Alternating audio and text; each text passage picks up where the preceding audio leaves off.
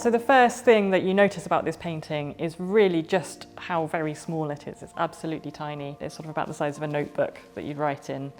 And for such a small painting, there's a huge amount of detail in it, like just how much information we have on the back of the panel.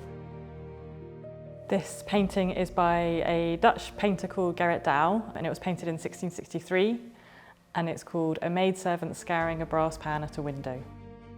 Gerrit Dou was born in Leiden in the Netherlands in 1613. He learnt to draw at a very young age, and then at the age of 14 he was apprenticed to a young local painter who's 22 years old called Rembrandt. They spent 3 years in the same studio together. Dou was learning his painting technique from a painter who goes on to become one of the most important painters in Western art. And then at the age of 18, Dou then set up his own painting studio in his parents' house. And he stayed living and working in Leiden for the rest of his life, where he became known for painting these really fine, exquisitely detailed small genre scenes, which were often focused on quite mundane subjects. So here we have a maid scouring a pan, doing the washing up essentially. He also painted things like a girl in a kitchen chopping onions, or two women working in a grocer's shop. So very everyday scenes, but he really centres the figures in those scenes and places them quite often in quite grand architectural settings, so quite a large archway, which really focuses the viewer into the painted subject and kind of elevates this quite everyday scene. And he was really well known throughout the Netherlands and internationally for these paintings, and his paintings commanded a very high price during his own lifetime.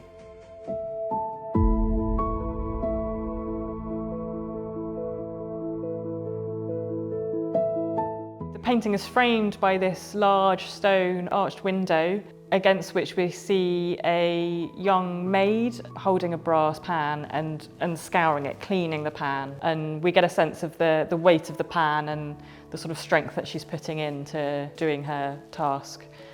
And then she's just surrounded by these really exquisitely painted, fine details of quite mundane objects. So along the ledge in front of her, we have this really small strainer, like a colander, which has got these tiny pierced holes in the metal and tiny little highlights breaking through the shadow below. She's also got in front of her a silver-coloured jug, which is leaning on its side. And you can sort of see from the diffuse way the highlights are painted exactly what kind of metal it is. You can see it's made of pewter, and you can almost sort of feel how cool it would be to pick that jug up. And above the maid hangs a bird cage attached to the wall of the arch with a little terracotta water pot attached to the side, and that's casting its own shadow on the archway as well.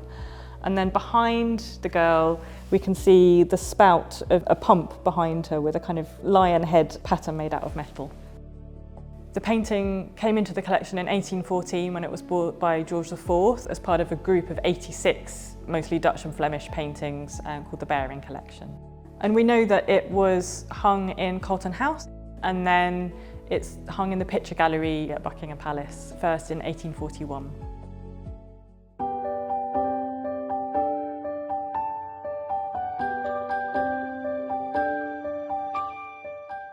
The painting came into the studio for treatment because it's returning back on display in the picture gallery at Buckingham Palace. It had a very thick and very yellow discoloured varnish on it, and that's not a varnish that's original to the painting. It was probably 100, 150 years old, and it would have been clear and transparent when it was applied, but over the years it's discoloured and it had gone slightly opaque, so you really didn't get any sense of the rich contrast between light and dark that you can see now. The really precise crispness of all these details was just sort of blurred. You couldn't pick up on really precise detail that Dou included in his paintings. So removing that layer has just really helped to bring out the detail and the contrast and the incredibly high quality of the painting. So the treatment was an aesthetic one. Fortunately, it was in a very stable condition, the paintings. It wasn't necessary to carry out any work to the structure and to secure any of the paint.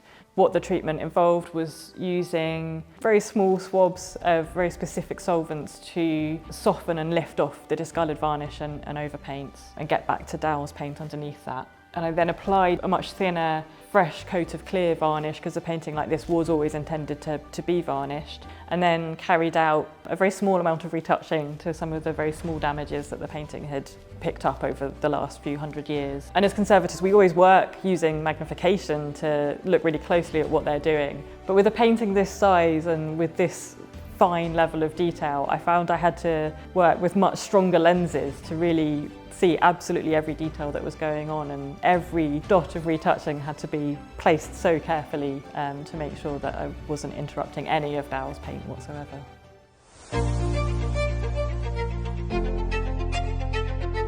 There are some details that have become much more apparent through removing those old discoloured layers. So just one tiny detail, but really exquisite detail about the maid's outfit is this very finely painted white thread which comes down from her apron and would have been used to secure it. And I think a past restorer maybe interpreted that as a scratch in the paint surface because it had been covered up with a past restoration. So removing all of that has brought back this just quite virtuosic, very fine piece of painting that we can now all see again.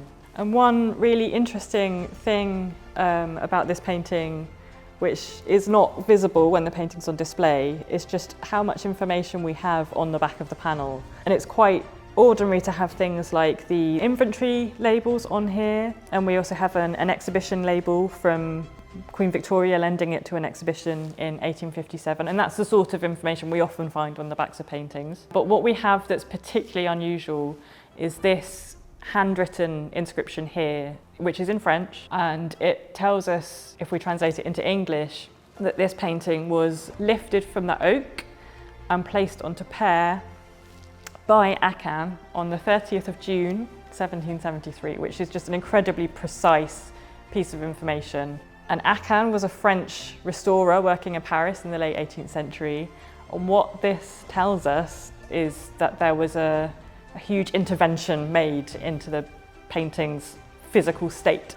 And what he did was to physically separate the paint layers from the piece of oak that they had been painted on, and to then place those paint layers onto a new panel made of pear wood.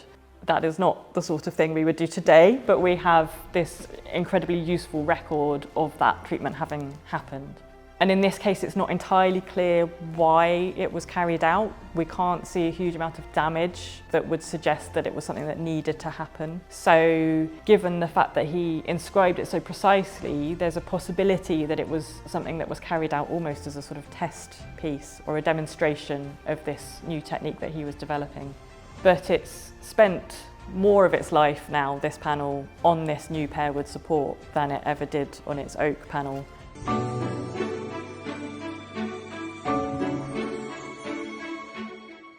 It's been really wonderful to work so closely on this painting and to spend so much time looking at it out of the frame and looking at it so closely and getting so close to Dou's paint. I think that's how he designs these paintings to be seen. They draw you in and they invite you to come in and look really closely at the details. And then to removing all of these decades of discoloration and murk from the surface and being the first person in a long time to see some of these really fine details and allowing other people to see the fineness of the quality of this painting has just felt great.